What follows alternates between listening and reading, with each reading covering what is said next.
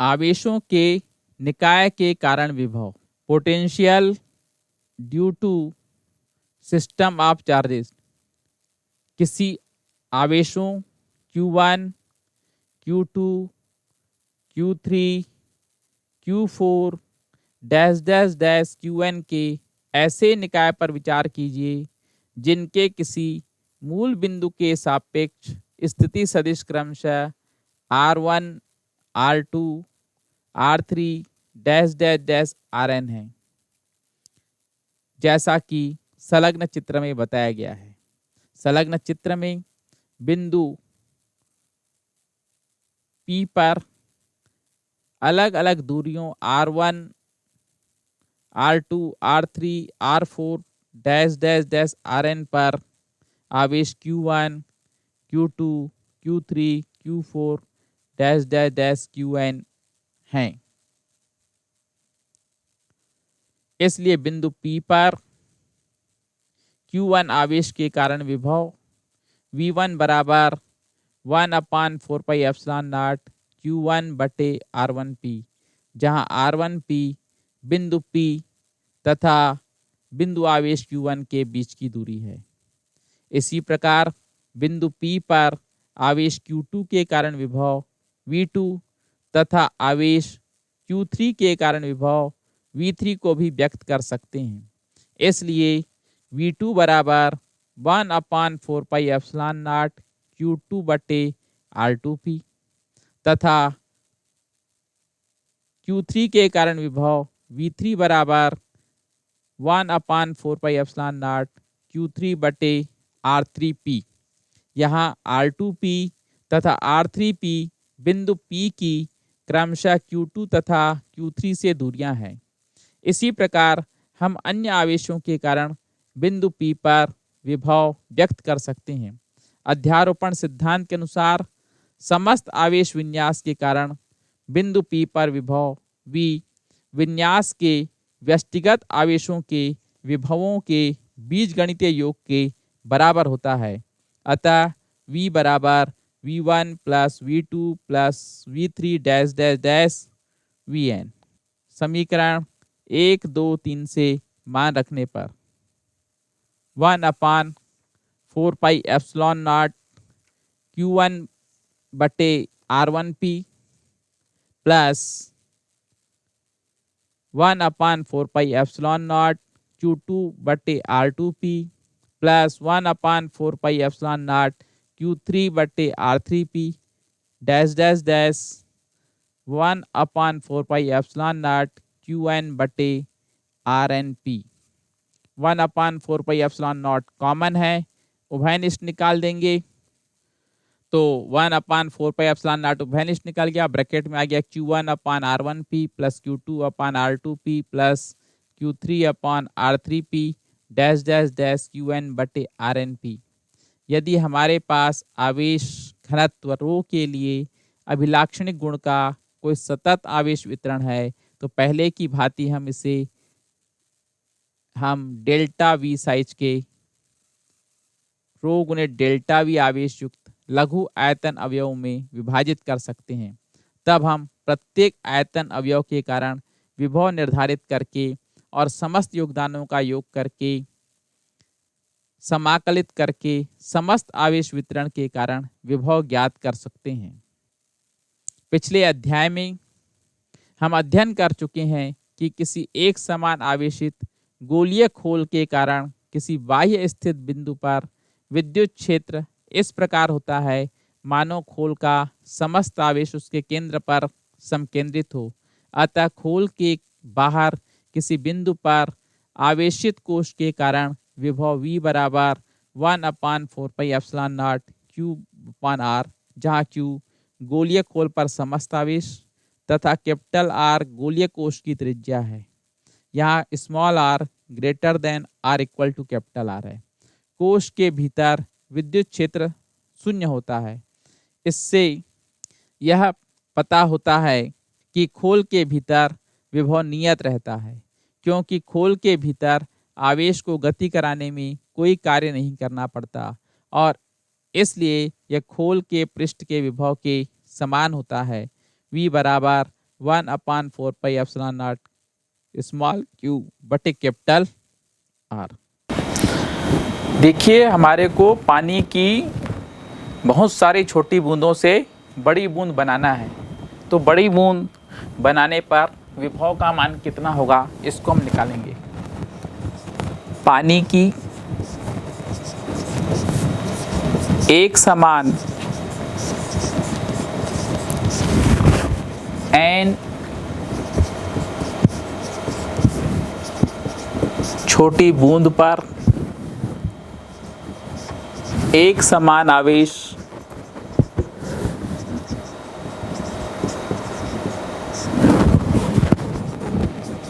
Small Q है तथा त्रिज्या स्मॉल आर है, इससे एक बड़ी बूंद बनाना है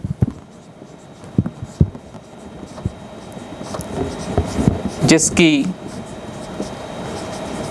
त्रिज्या कैपिटल आर है। तो विभव कितना होगा, तो आप सबको मालूम है कि जब छोटी चीज़ से कोई बड़ी चीज़ बनाते हैं तो उनके आयतन बराबर होते हैं। तो बड़ी बूंद का आयतन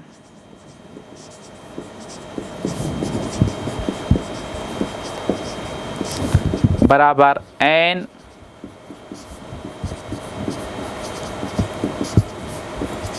छोटी बूंद का आयतन। बूंद गोलाकार होती है तो यहाँ पर गोले के आयतन का सूत्र लगाएंगे 4π/3 r³ बराबर n गुणित छोटी बूंद भी गोलाकार होगी, उसके आयतन का सूत्र लगाएंगे। गोले के आयतन का सूत्र होता है 4π/3 πr³। क्यों लगा रहे तो आपको कारण बताया कि बूंद क्या होती है, गोलाकार है। 4π/3 4π/3 हट जाएगा, इसलिए r³ बराबर n गुणित r³ या कैपिटल R बराबर n⁻⁴ इंटू r। तो इस प्रकार से r का मान निकला। बड़ी बूंद पर आवेश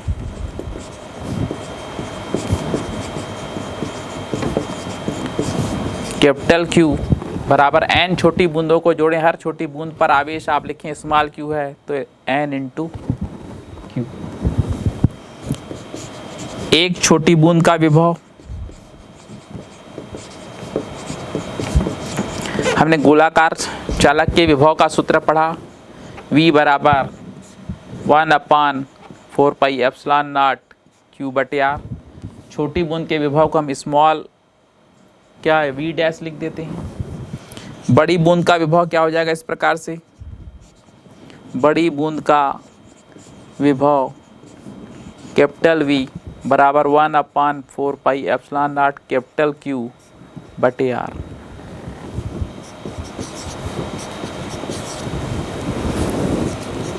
समीकरण 1 व 2 से मान रखने पर इस तरह V equal to 1/4πε0 capital Q का मान रखा हमने समीकरण 2 से n into Q। Small r के पदों में कैपिटल R का मान रखें तो आपका हो जाएगा n⁻⁴ इंटू स्मॉल r।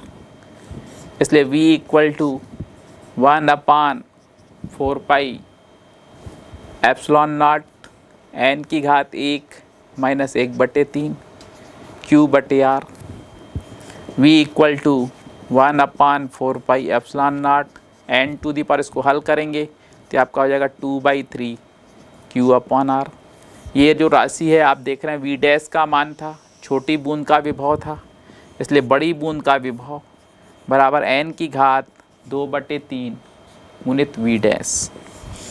इस तरह आप देख रहे हैं बड़ी बूंद का विभव छोटी बूंद के विभव का n⁻² 2/3 गुना होगा, अर्थात बड़ी बूंद का विभव छोटी बूंद के विभव का n की घात 2/3 गुना होगा।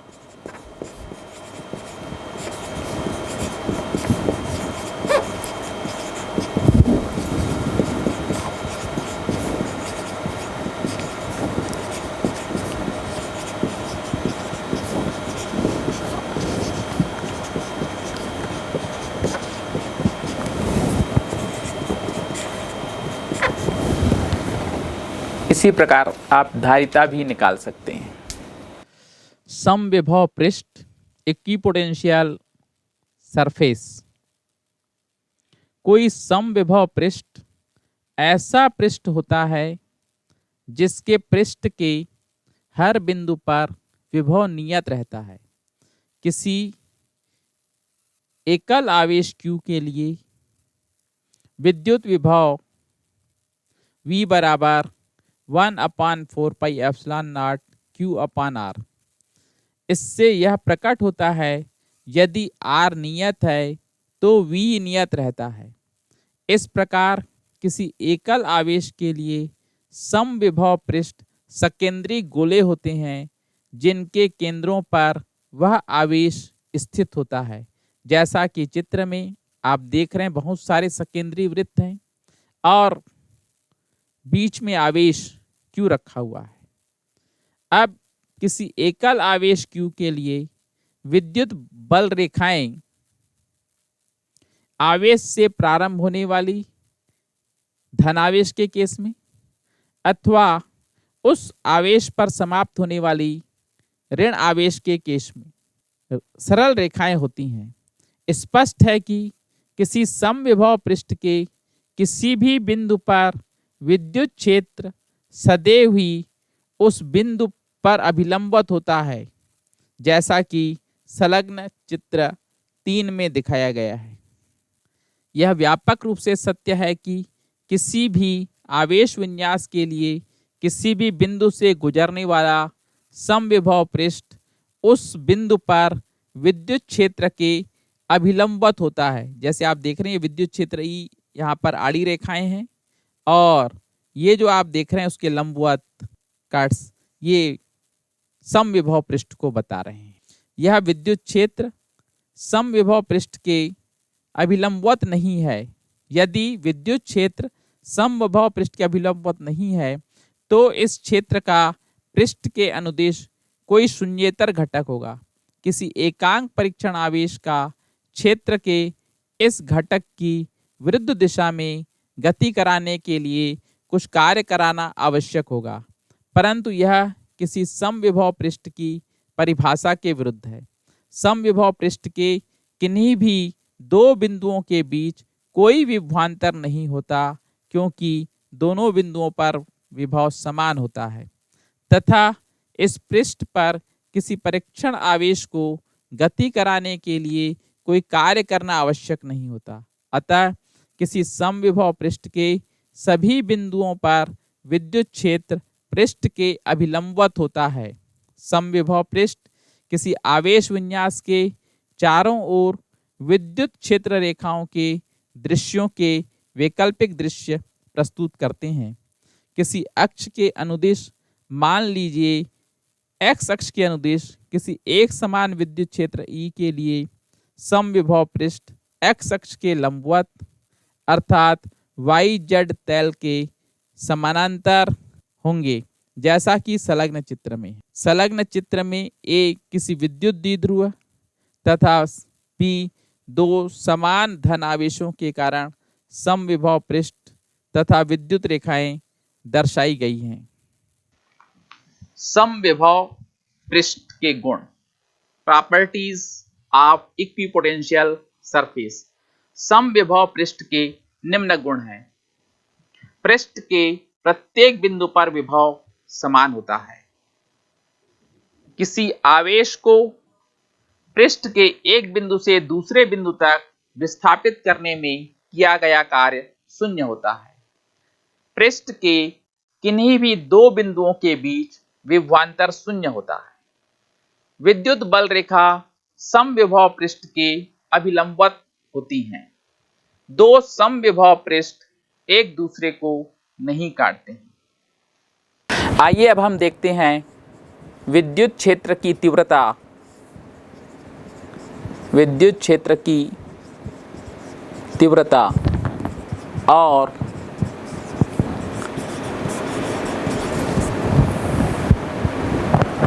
विभव में संबंध, relation between electric field intensity and potential gradient. अभी आपने V का सूत्र दिखा था, V इक्वल टू 1/4πε0 Q/R। इसका R के सापेक्ष अवकलन करने पर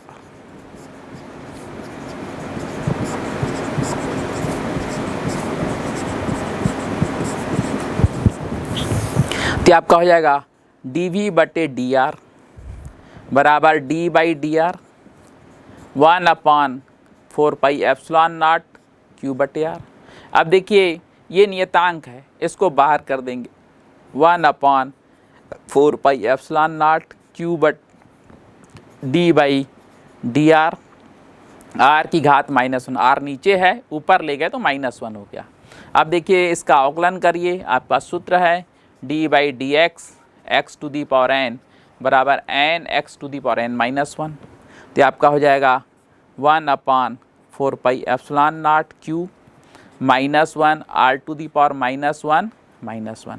तो -1/4πε0 Q r की घात -2। r की घात -2 को नीचे ला दीजिए, -1/4πε0 Q/r² या माइनस dV/dr बराबर 1/4πε0 Q/r²। किंतु आप जानते यही तीव्रता का सूत्र है, यही बिंदु आवेश के कारण तीव्रता का सूत्र होता है। तो इसलिए माइनस dV/dr बराबर E, या सदिश रूप में E बराबर dV/dr या E.dr इक्वल टू dV। तो आपका हो गया विभवांतर बराबर तीव्रता गुणित दूरी। तो ये महत्वपूर्ण संबंध है विभवांतर का तीव्रता और दूरी के साथ। तो किन्हीं भी दो बिंदुओं के बीच यदि आपको विभव चाहिए तो इस प्रकार से अपन निकालते हैं। इस चीज़ को आपको दिमाग में रखना है। जैसे कोई बिंदु है, बिंदु A पर विभव V है, दूसरे बिंदु B पर विभव V प्लस dV है। एक बिंदु A है, यहाँ पर विभव V है, और ये dr दूरी पर कोई बिंदु B है जहाँ पर विभव V प्लस dV है। तो यहाँ पर तीव्रता कैसे निकलेगी ये हमने आपको बताया है। तो ये था विभवांतर और तीव्रता के बीच की दूरियों का संबंध। तो इस प्रकार से आपने किसी बिंदु के कारण कैसे विभव निकलता है ये आपने देखा। इस प्रकार हम विद्युत क्षेत्र तथा विद्युत विभव से संबंधित दो महत्वपूर्ण निष्कर्षों पर पहुंचते हैं। पहला, विद्युत क्षेत्र उस दिशा में होता है जहां विभव में सर्वाधिक हानि होती है। दूसरा, किसी बिंदु पर विद्युत क्षेत्र का परिमाण उस बिंदु पर समविभव पृष्ठ के अभिलंबवत विभव के परिमाण में प्रति एकांक विस्थापन परिवर्तन द्वारा व्यक्त किया जाता है। आवेशों के निकाय की स्थितिज ऊर्जा, potential energy due to system of charges. पहले हम एक सरल प्रकरण पर विचार करते हैं जिसमें किसी मूल बिंदु के सापेक्ष R1 तथा R2 स्थिति सदिशों वाले दो आवेश Q1 तथा Q2 हैं। आइए इस विन्यास के निर्माण में किए गए कार्य की गणना करें। इसका अर्थ यह है कि पहले आरंभ में हम दोनों आवेशों Q1 तथा Q2 को अनंत पर माने तथा बाद में बाह्य एजेंसी द्वारा इन्हें वर्तमान स्थितियों तक लाने में किए गए कार्य की गणना करें। मान लीजिए हम पहले आवेश Q1 को अनंत से बिंदु R1 तक लाते हैं। चूंकि इस स्थिति में कोई बाह्य क्षेत्र नहीं है जिसके विरुद्ध कार्य करने की आवश्यकता पड़े, अतः Q1 को अनंत से R1 तक लाने में किया गया कार्य शून्य है। यह आवेश दिक् स्थान में एक विभव V1 उत्पन्न करता है। V1 बराबर 1/4πε0 Q1 बटे R1P। यहाँ R1P दिक् स्थान के किसी बिंदु P की Q1 की स्थिति से दूरी है। विभव की परिभाषा से आवेश Q2 को अनंत से R2 तक लाने में किया गया कार्य R2 पर Q1 द्वारा विभव का Q2 गुना होगा। इसलिए Q2 पर किया गया कार्य 1/4πε0 Q1 गुणित Q2 बटे R12। यहाँ R12 बिंदु 1 तथा 2 के बीच की दूरी है। चूंकि स्थिर विद्युत बल समरक्षी है, यह कार्य निकाय की स्थितिज ऊर्जा के रूप में संचित हो जाता है। अतः दो आवेशों Q1 तथा Q2 के निकाय की स्थितिज ऊर्जा U बराबर 1/4πε0 Q1 गुणित Q2 बटे R12। स्पष्ट है कि यदि पहले Q2 को उसकी वर्तमान स्थिति पर लाया जाता है और तत्पश्चात Q1 को लाया जाता तो भी स्थितिज ऊर्जा U इतनी ही होती। अधिक व्यापक रूप से समीकरण U बराबर 1/4πε0 Q1 Q2 बटे R12 में दर्शाया गया स्थितिज ऊर्जा के लिए व्यंजक सदैव ही अपरिवर्तित रहता है, चाहे निर्दिष्ट स्थानों पर आवेशों को किसी भी प्रकार से लाया जाए। यह स्थिर विद्युत बलों के लिए कार्य की पथ स्वतंत्रता के कारण होता है। समीकरण U बराबर 1/4πε0 Q1 Q2 बटे R12 में Q1 तथा Q2 के किसी भी चिन्ह के लिए सत्य है। यदि Q1 Q2 ग्रेटर देन 0 है तो स्थिति ऊर्जा धनात्मक होगी। यदि Q1 Q2 ग्रेटर देन 0 है, सजातीय आवेश हैं, तो सजातीय आवेशों Q1 Q2 ग्रेटर देन 0 के लिए स्थिर विद्युत बल प्रतिकर्षण होता है तथा आवेशों को अनंत से किसी परिमित दूरी तक प्रतिकर्षी बल के विरुद्ध लाने में धनात्मक कार्य करना पड़ता है। इसके विपरीत विजातीय आवेशों के लिए स्थिर विद्युत बल आकर्षी होता है। इस प्रकरण में आवेशों को उनकी दी गई स्थितियों से अनंत तक इस आकर्षी बल के विरुद्ध ले जाने में धनात्मक कार्य करना पड़ता है। दूसरे शब्दों में उत्क्रमित पथ अनंत से वर्तमान स्थितियों तक के लिए कार्य के ऋणात्मक परिमाण की आवश्यकता होती है, जिसके कारण स्थितिज ऊर्जा ऋणात्मक होती है। समीकरण U बराबर 1/4πε0 Q1 Q2 बटे R12 को आसानी से आवेशों के कितनी भी संख्या के लिए निकाय के लिए व्यापक बनाया जा सकता है। आइए अब हम तीन आवेशों Q1 Q2 तथा Q3 जो क्रमशः R1 R2 तथा R3 दूरी पर स्थित हैं, जैसा कि चित्र में, के निकाय के स्थितिज ऊर्जा की गणना करें।